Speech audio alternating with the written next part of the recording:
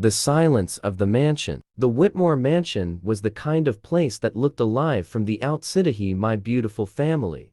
Welcome to a story a day, bring you powerful and deeply loving story. Vast lawns, marble pillars, and a glittering fountain.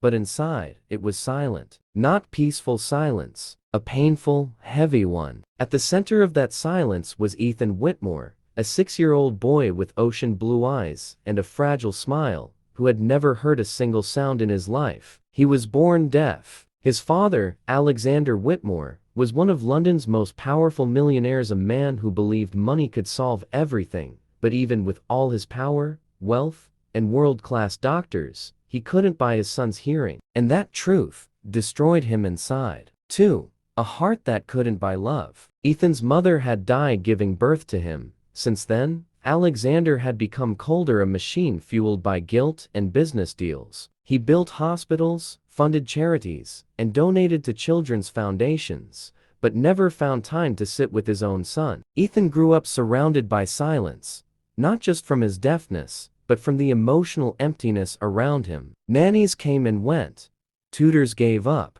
The boy barely smiled anymore, until one winter morning, when a new maid arrived. 3. The maid from the village. Her name was Clara Bennett, a young woman in her late 20s, dressed simply, eyes soft with kindness, but holding secrets behind them. She was hired to clean, cook, and help care for Ethan.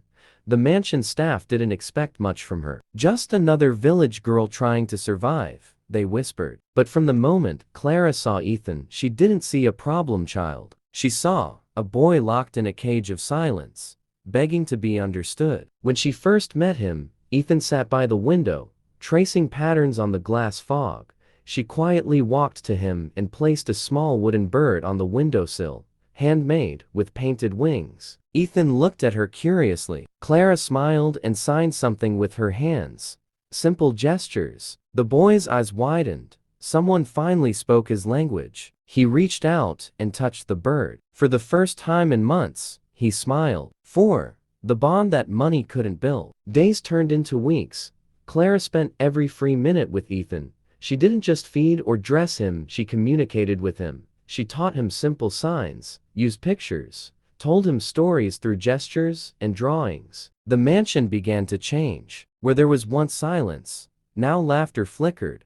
Not through sound, but through joy. The other servants whispered, "Mr. Whitmore won't like this," they said. "He hates sentimentality." And they were right. The millionaire's anger. One evening, Alexander came home early. He had just closed a massive business deal worth millions. Yet, when he entered his mansion, he didn't hear the usual stiff quiet. He saw Clara dancing with Ethan in the hallway, the boy laughing silently, clapping, trying to mimic her moves. For a second, Alexander froze. Then his pride took over. "What's going on here?" his deep voice echoed. Clara turned, startled, clutching Ethan protectively. "Sir, we were just. I pay you to work, not to play," Alexander snapped. "He's not a toy, Miss Bennett. He's my son." Ethan flinched at his father's anger. Clara knelt beside the boy, signing calm words, her eyes fierce with quiet defiance. Alexander noticed the way she signed. You know sign language?" he asked, surprised. "Yes," she replied softly. "I grew up with a deaf brother. I know how to talk to children like him." That single sentence made Alexander pause, but he turned away quickly. "Do your job and stay in your limits," he said coldly. As he walked away, Clara whispered under her breath, "Maybe you should try doing the same, sir." 6. The mysterious box. A few days later, Clara was cleaning the attic, a place untouched for years. Dust coated every inch.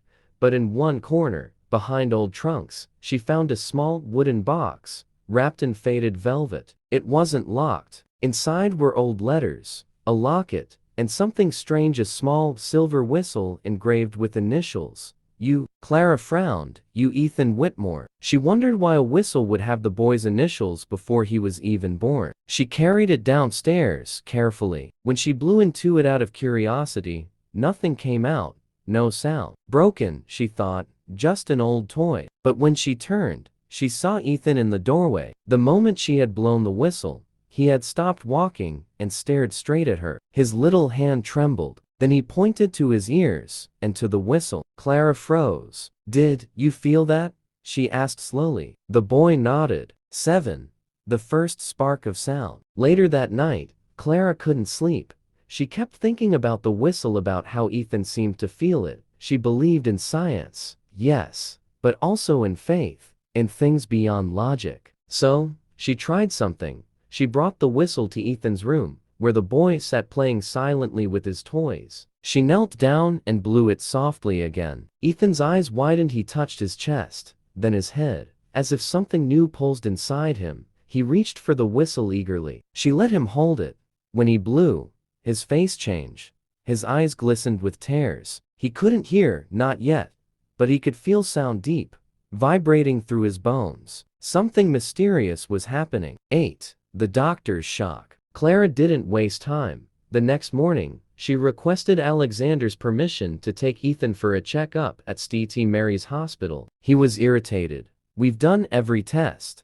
Nothing changes." "Please, sir," she insisted. "Just once more." Something in her tone, steady and desperate, made him agree. The doctor ran a new series of tests. When they used vibration therapy, something unbelievable happened. Ethan reacted. His brain registered partial auditory signals, something doctors had declared impossible years ago. Alexander stood in disbelief. "That can't be right." But the doctor smiled. "It is. Somehow, his auditory nerves are awakening." Tears welled in Clara's eyes. She turned to Ethan, who grinned, holding the silver whistle tight in his hand. 9. The secret revealed. That evening, Alexander called Clara into his office. "I want the truth," he said. "What did you do?" Clara told him everything, about finding the whistle, about Ethan's reaction, about the vibrations he could feel. She handed it to him. Alexander stared at it. His hand trembled. "This belonged to my late wife," he whispered. "She kept it with her through her pregnancy. Said she'd use it to call our son one day. I never knew it had his initials already carved." He looked at Clara with misty eyes for the first time. She believed sound could reach a child even before birth, even in the womb. Clara smiled softly. "She was right, sir." For the first time, the millionaire didn't have words. 10. Learning to hear the world. Weeks passed. Ethan began therapy, supported by Clara, every day. He started to recognize faint sounds, the rustle of paper, the hum of a piano key, Clara's gentle humming. The first word he ever spoke wasn't father. It was Clara. Alexander watched the moment silently from the doorway. A tear slipped down his cheek, the kind of tear a man sheds when money means nothing. That night, he went to Clara. "I owe you more than I can repay," he said quietly. "You owe your son your love," she replied. That's all he ever wanted. 11. The storm. But just when everything seemed perfect, disaster struck. One rainy night, lightning hit a nearby transformer.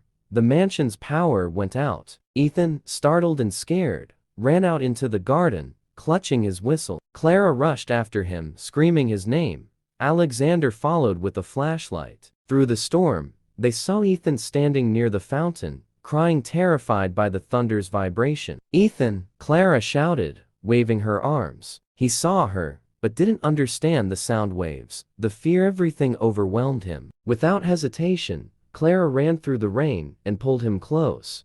But as she did, lightning struck a tree nearby, sending shards of wood flying. Alexander rushed forward, shielding them both. The three collapsed together, soaked, trembling, but alive. And in that moment, through the roar of thunder, Ethan said his second word, "Father." The man froze, stunned. He fell to his knees and hugged his son tightly. For the first time in years, he cried like a child. 12. The impossible miracle. Months later, Ethan's hearing improved steadily.